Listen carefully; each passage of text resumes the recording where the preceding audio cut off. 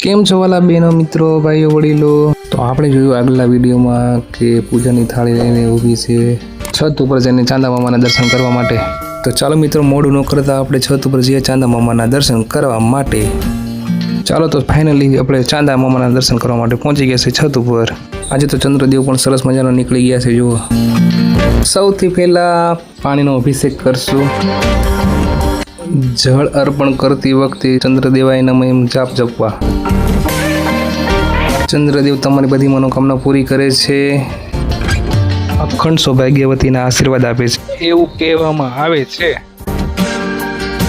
ચંદ્રદેવને જળ ચડાયા બાદ હવે આરતી કરીશું.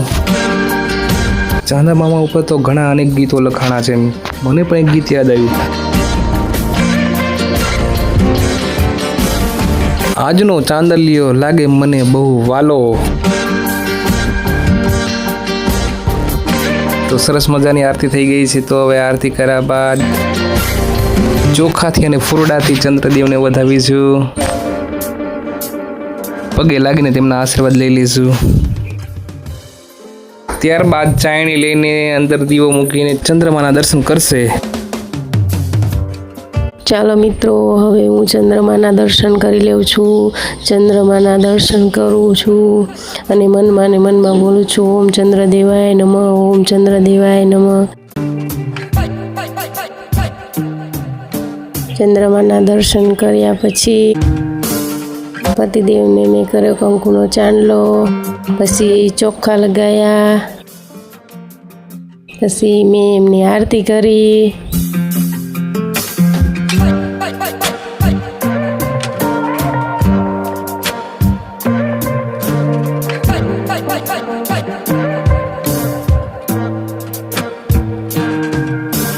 પછી ચંદ્રમાના દર્શન કરીને પતિદેવનું મેં મોઢું જોયું.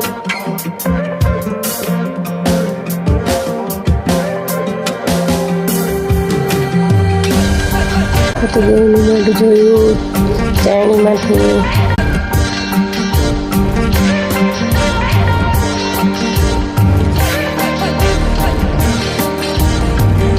ફૂલ ને ચોખાથી વધામણા થયા અમારા.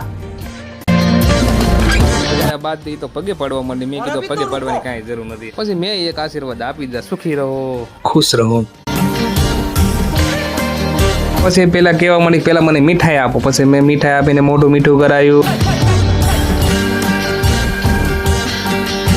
કાજુ બદામ પણ ખવડાવી દીધા મેં તો. ચાલો, મને એમથી કહો પાણી પીવડાવી દો, બહુ તરસ લાગી હશે. ત્યારબાદ પાણી પણ પીવડાયું.